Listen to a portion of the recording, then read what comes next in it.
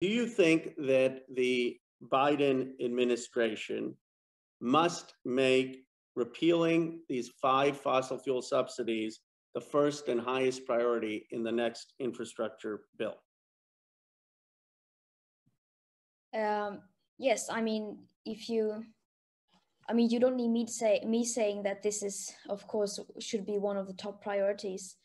But if you do ask for my opinion, then yes, of course. Because if you look at the overall current best available science, that is clearly, it shows that is what is needed right now. So yeah, definitely.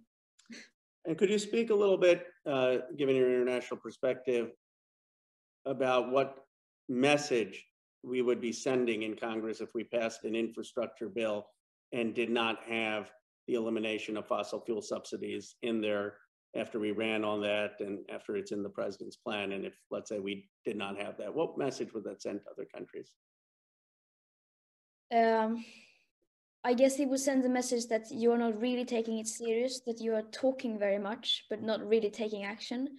I know that sounds very oversimplified, but that is what it all comes down to. We're all talking about these distant targets and we are going to act and we have reduced our emissions and so on.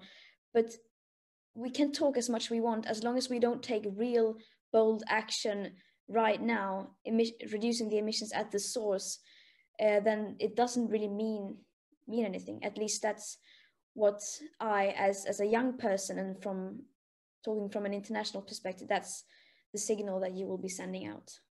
Would it be fair to say it would be a gut punch to young people and the environmental movement around the world if these fossil fuel subsidies aren't eliminated in this infrastructure bill? Yeah, pretty much. That's a good description.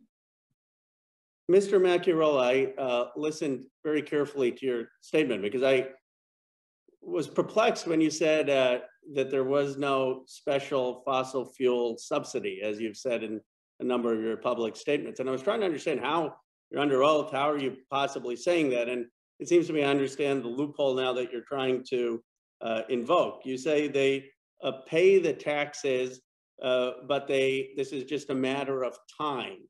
Can you explain to us what the standard tax accounting practices mean for depreciation if there was not the intangible drilling deduction? How many years does standard tax accounting allow for? Sure. Chairman, I think in reference to the IDC specifically, I think the way to think about this is in terms of the similar treatment that research and development gets in the tax code.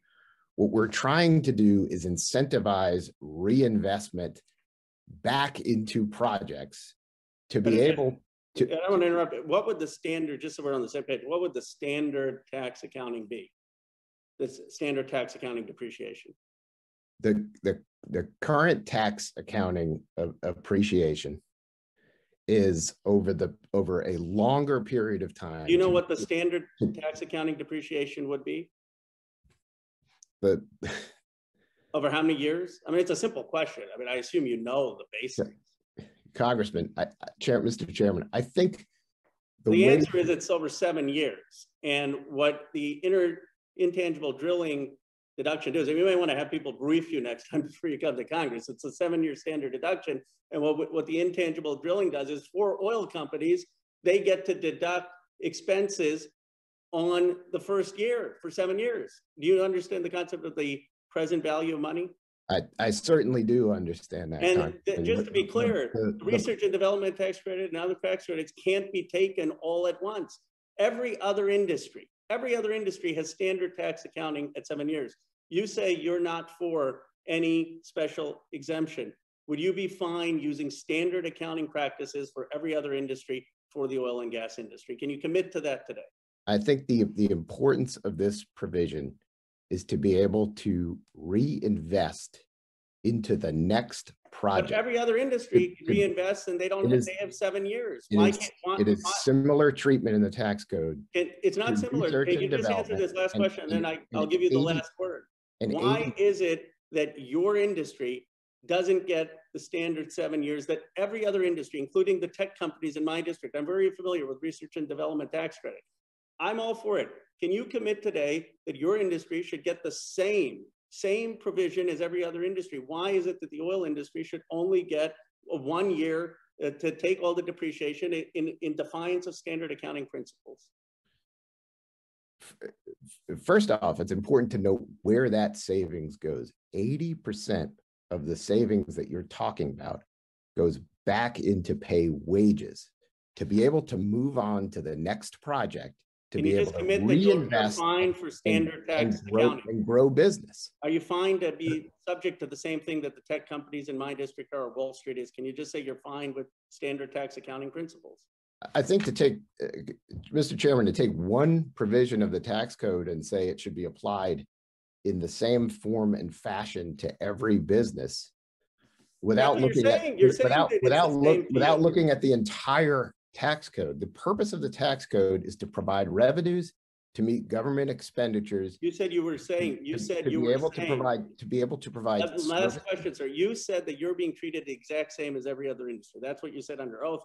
That's what you said to the press. And I'm saying right now, there's one provision of the code. We can discuss the others where you're not, where every other person gets 7 years. You didn't know the 7 years. That's standard accounting 101. Trust me, that's true. Now, you could deny the net present value of money. That would be like denying that the earth is round. Obviously, there's a benefit if you get to depreciate it all at once. Can you just, on a consensus, say you commit to what you said? You're fine being treated like every other industry with a 7-year deduction? We are certainly fine being treated like every other industry. Okay. There's no question about that. If you want to take the entire tax code and treat the oil and gas industry the same as every other industry, we're happy to do that. Ranking member.